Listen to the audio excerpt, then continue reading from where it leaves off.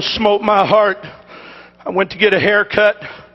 My barber in St. Louis, it's very rare that I can get a haircut at the same place twice. I know I need one now. Don't look too close. But when I get a chance to go to my barber in St. Louis, it's a treat. I've had my hair cut in some of the most horrible places you can imagine on earth. Brother Kelly and Sister Kelly, I went and got one in Scotland when I was there. And the guy got to talking about Margaret Thatcher, and I thought he liked her, and found out he hated her guts. But the more I talked about her, the more he cut.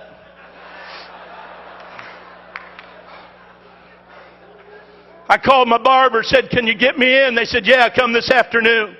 I went to the barber shop, so happy and pleased. I was going to get a good haircut from a barber I trust. And when it came time for my appointment, the receptionist come out and said, "Mr. Cunningham, I'm sorry, but your barber had to leave on an emergency. He's not here today, but Julie can cut your hair if you want her to." And I thought, well, I'm here. I need a haircut. Julie will be just fine. About 2 minutes later, a girl stepped around the petition. She had hair that was sticking straight up in spikes. Some of it was purple, some of it was blue, some of it was yellow, some of it was orange. That girl must have had 100 piercings in her face, all around her ears, her lips, her nose. I mean, in the sides of her eyes, she was all pierced up. And under the piercing was all kind of painting. She had on polka dot pants and a plaid shirt. She had on 2 different color socks, and her shoes didn't match.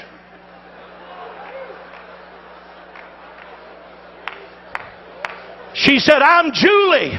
Are you Jack?"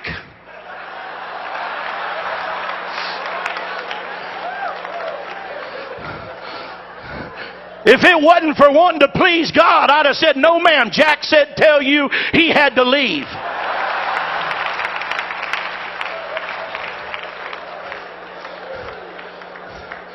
And I thought, well, I'll just endure it. And I went and sat down, and I did like I do too often. I thought I'll just go to sleep. I'll just sit down here and close my eyes and rest while this girl cuts my hair, and I hope she hurries up. There couldn't be anything in the world her and I would have in common. There couldn't be anything on earth she and I'd want to talk about. She wouldn't want to hear anything I got to say. I certainly don't want to hear anything she's got to say. I apologize, but that's what was going through my mind. While she's cutting my hair, she said, "Where do you work?"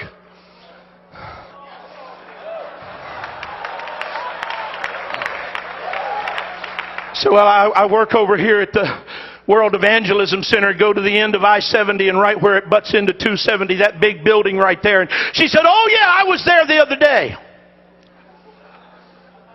I said, "You were at World Evangelism Center the other day?" She said, "Yeah, you have a bookstore in there, don't you?" I said, "Yes, ma'am." She said, "My mama is a cocaine addict.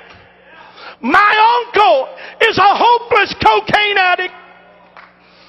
She said, "Somebody gave my mama one of those videos on Left Behind." And she said, "We all sat down in the living room and watched it." And she said, "I don't know nothing about God, and I don't know nothing about the church, and I don't know nothing about the Bible." But she said, "When I was finished watching it, I knew I didn't want to go to hell."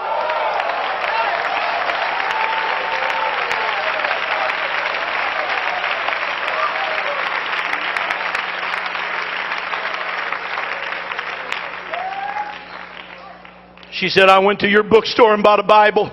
She said, "I don't know how else to find out anything about God." She said, "I just bought a Bible and I'm going to start reading it through." She said, "I've had it 2 days now. I've already read." And she named some books that she had been reading from. But she said, "I really don't understand anything about it." And when I looked in the mirror, tears are streaming down her face. The other people that are cutting hair have quit cutting hair. And now they're listening to her talk. And some of them got tears in their eyes. And when I got up out of that chair, I said, "Julie, I want to apologize to you for not telling you about Jesus." I said, "But if you'll stay here, I'm going to go to my office and get a Bible study. And me and you's going to sit out there on that park bench, and I'm going to give you a Bible study and help you know about Jesus."